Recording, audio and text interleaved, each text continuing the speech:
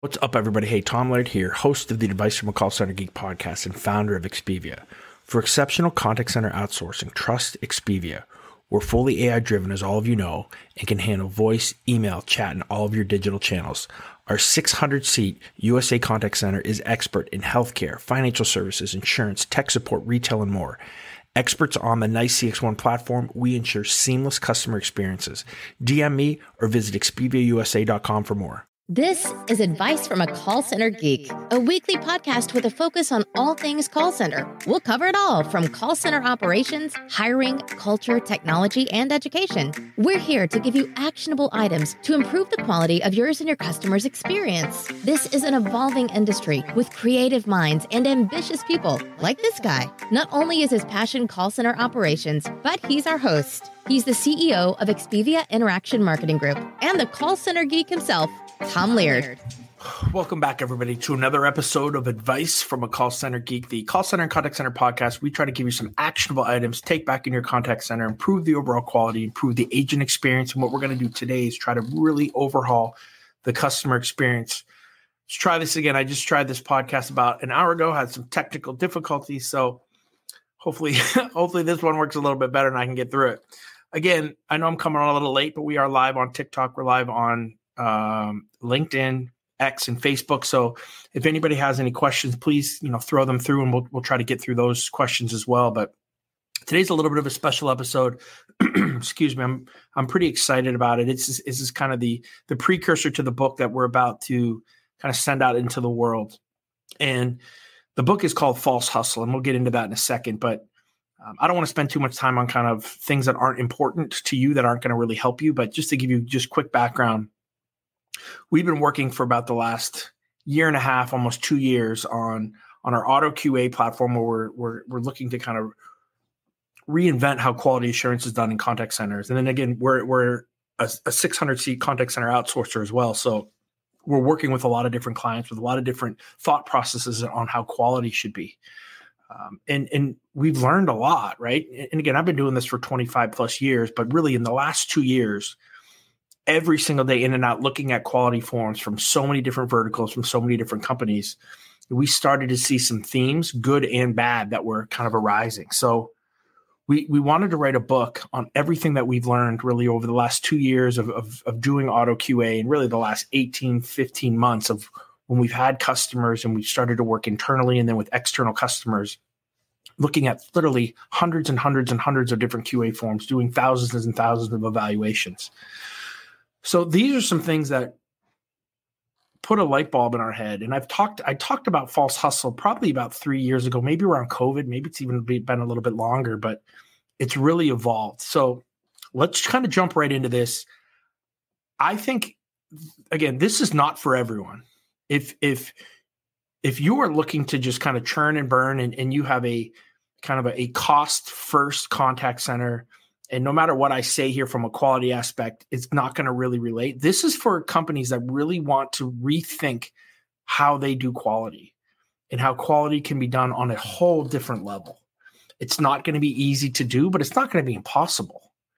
And there is a tiered approach to this, right? Looking not just at the QA form and what we score, but how do we educate agents?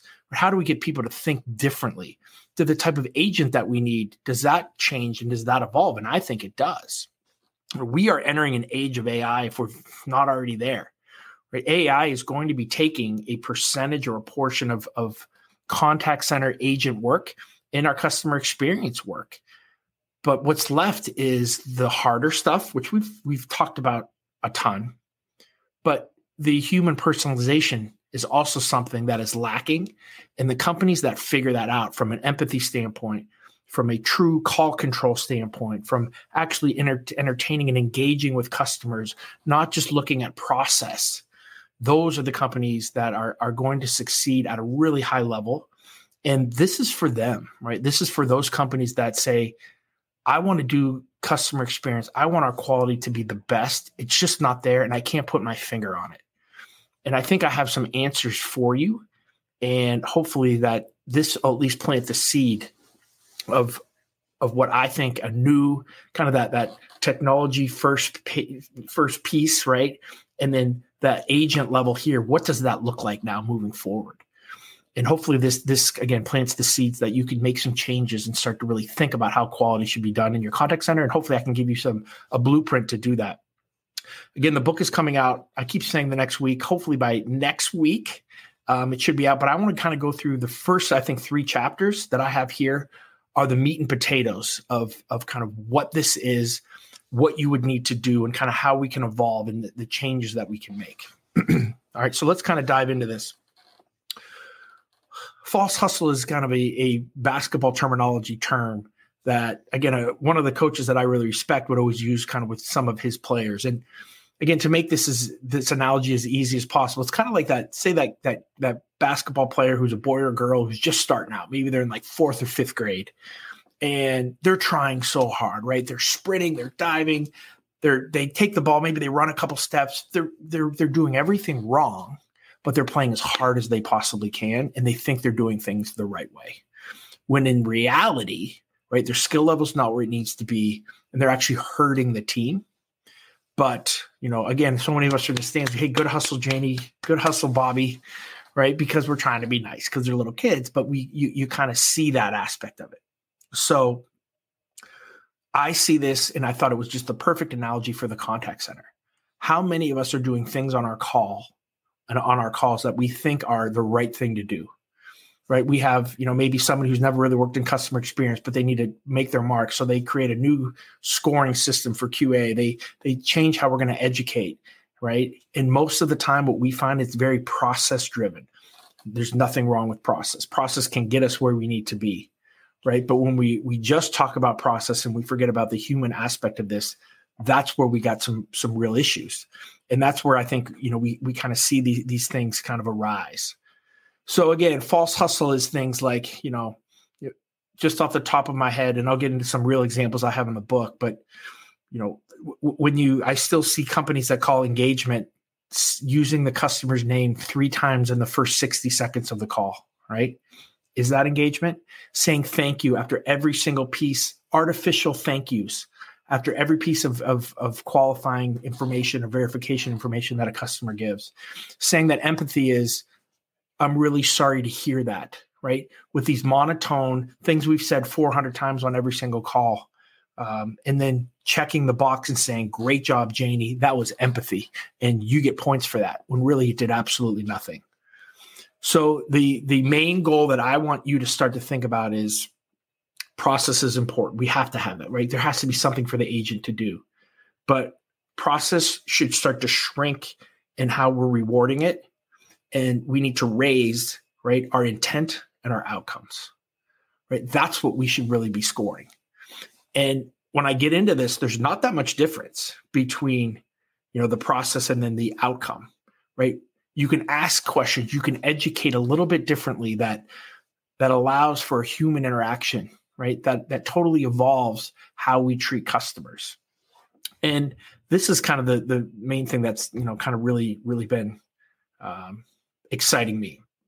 So, let's kind of get into some of the things again that we kind of talked about with false hustle, looking at, the agent or the rewarding of kind of just getting through call quotas.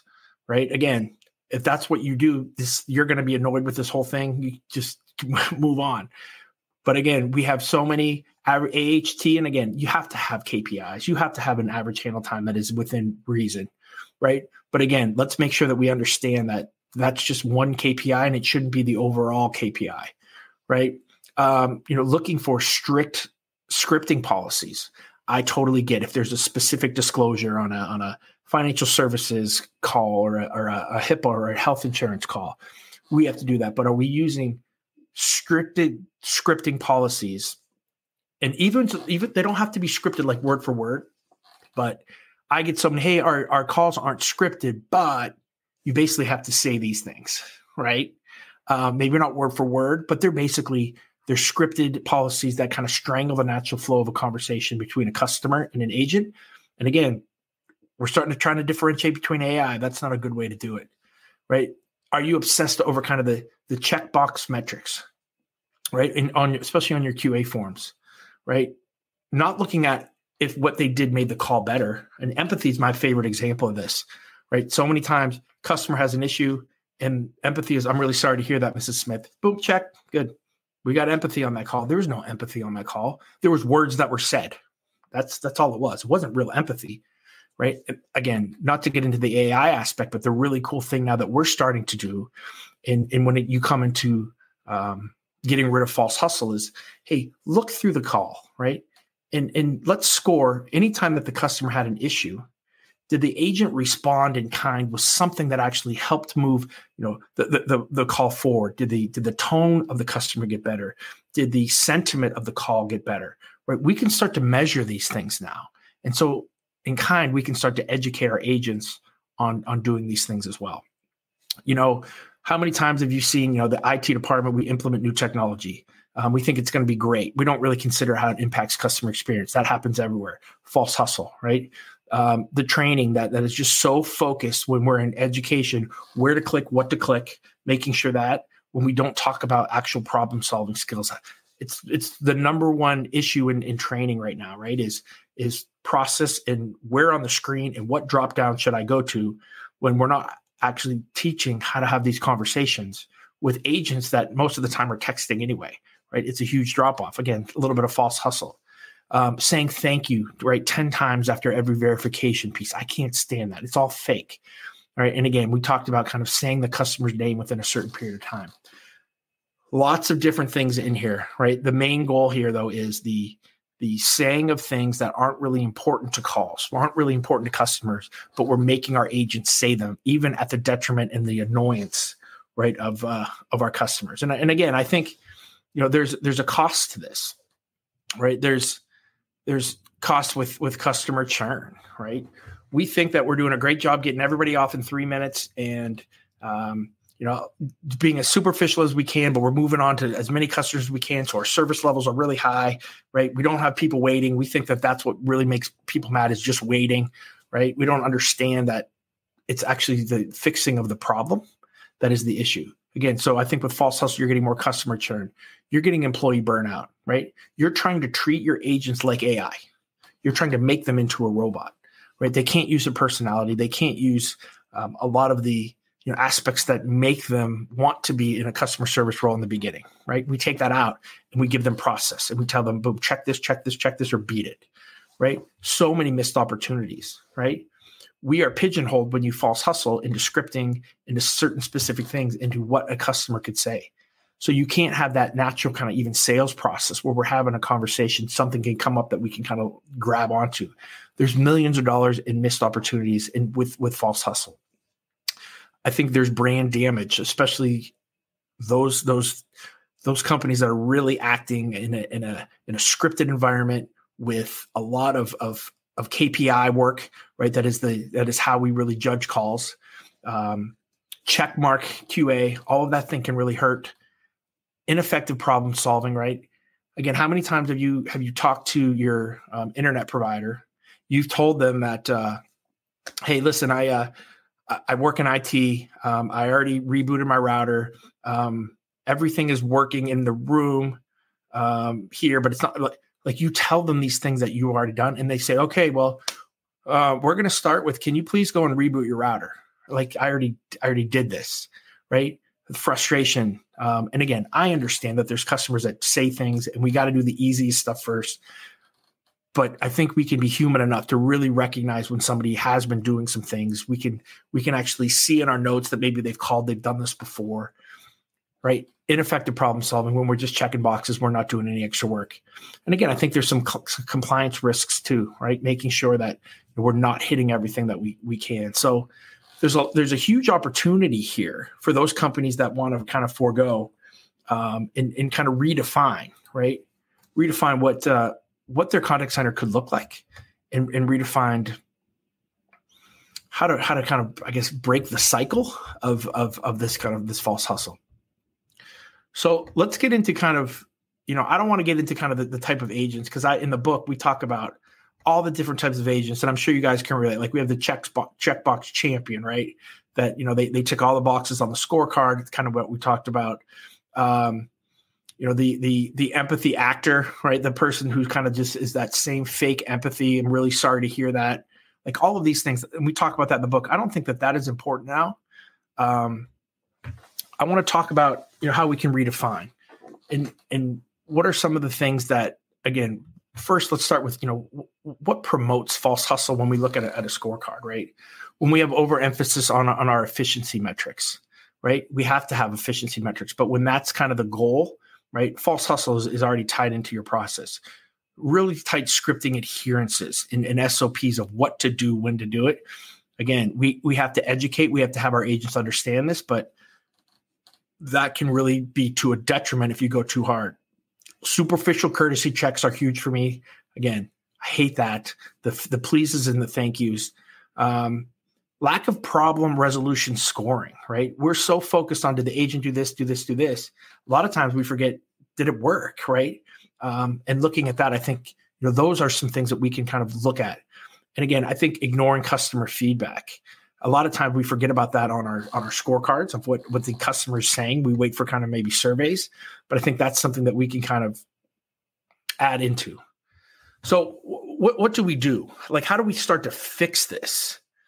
And a couple things from a high level, and then let's talk about actually like how could we evolve a QA form, and then maybe change how our agents ask or are scored. Right. So the number one is personalization. I think not standardization. We have for the last, 20 or 30 years, been able to QA calls with a human being that, depending on the call time, the length of call, could probably only handle maybe 2 to 3 agents per week, right? Each agent would only be getting scored 2 to 3 times.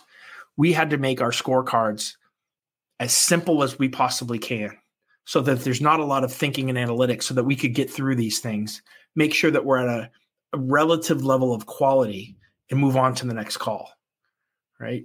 That's been a huge issue of why I think we have such superficial scoring. And then because of that, it's kind of like teaching to the test, right? You teach to the test, and for our tests is our QA forms. And because they're so kind of superficial, and we're trying to get through them with humans, we've really struggled to get deeper into kind of that human engagement, because an agent or a QA manager can't listen to 15 to 20 minute calls, right? Or be consistent on a 5-minute call of listening for specific things. They just want to be, all right, he said that, yes, check, we're good, move on. With AI now, things are evolving and things are changing. That gets into later in the book, but we don't have to do that anymore. So again, looking at some of the starting points to get rid of false hustle, and what are some of the things that we can evolve in the agent, again, is personalization, not standardization, right? Customers don't care about our process. They care about the outcomes. So let's make sure that we're trying to work through that. I think empathy that matters is a huge one, right? Actually kind of acknowledging customers' frustrations, really understanding it, talking it like a friend, right? Not easy to do, right? Everybody talks about this. There's a lot of things that we need to do, and we get that later in the book. I'm not going to get into it today, that I think can help you get to that point, right? Problem solving over process, right? And a lot of people disagree with me on that, or say they're the same thing, but we're so process driven because again, it's easy to check on a check sheet on a QA form that we forget the whole point of this is to solve the customer's problem. Right. Again, are we understanding the core issues? Are we taking the appropriate actions? Right. Are we not just asking them specific things and then, going to a sheet that says do this, right? When we've already done that. Looking at customer satisfaction and sentiment over script adherence. I think that's important. Efficiency with a purpose. Everybody, we want to have shorter calls. We get that. There's a cost for this. But at what point should first call resolution trump that, right? Would it be better to take 2 minutes, have that call be totally done? Or are you going to penalize that agent because they're over 5 minutes, right? And you want them, even if there's no first call resolution, that customer's going to call back because we call that being efficient. I think that's an issue. Looking at proactive problem solving, right? Starting to anticipate questions. Right, understanding that stuff and having that conversation, not just going through the motions, waiting for the customer. If the customer didn't say it, I'm moving on. right? Imagine if all of your agents did that. I mean, how would that shrink your call volume with people calling back, right? Because you're handling multiple things, even if it takes 3 or 4 more minutes. We can get to that point, right? And we're showing it here, even kind of what we're doing with some customers here at Expedia.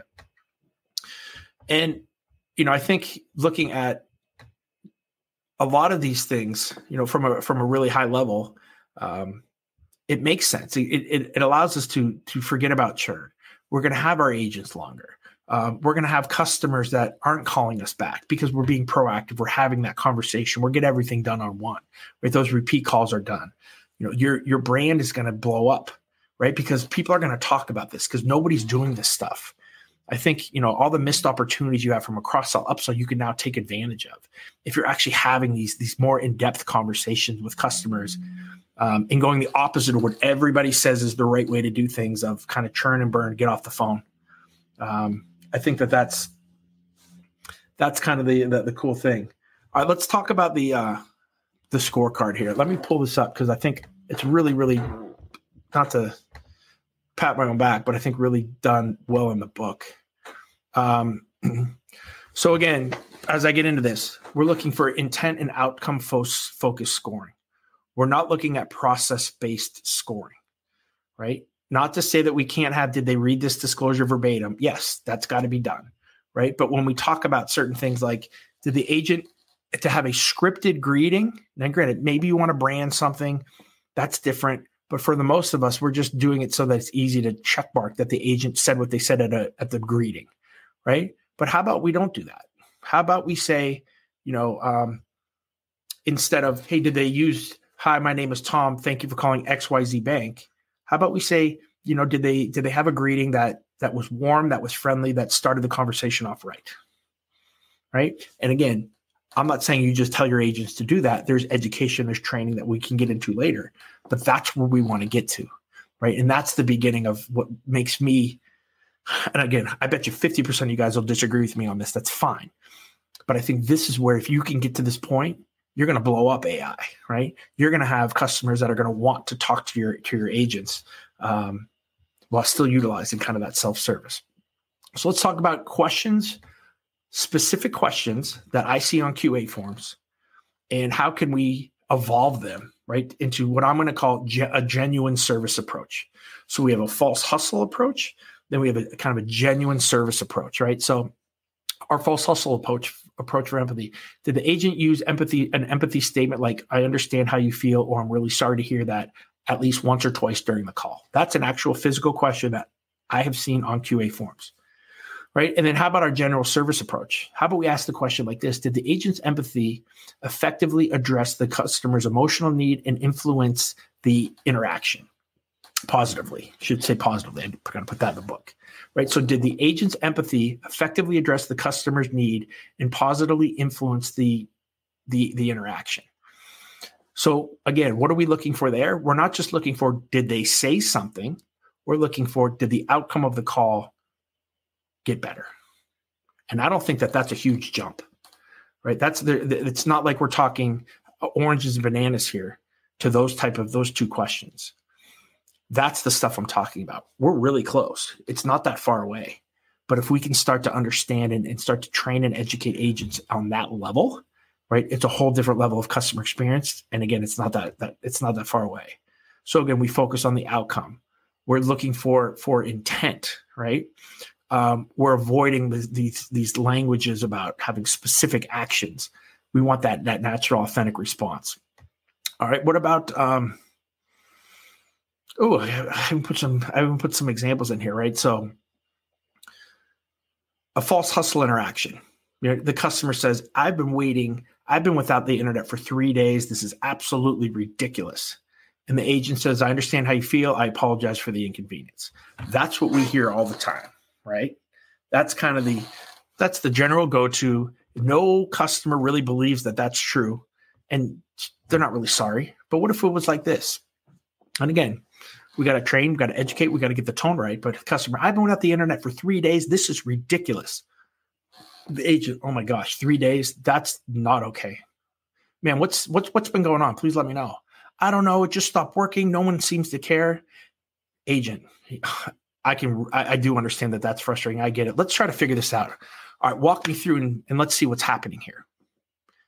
Not that much different. 8 to 10 seconds different, but the whole interaction changed, right? We went from false hustle to, I understand how you feel. I apologize for the inconvenience. That's probably already ticking the customer off even more because that's just a canned response. But now I have an agent actually taking the time to listen, actively listen, right?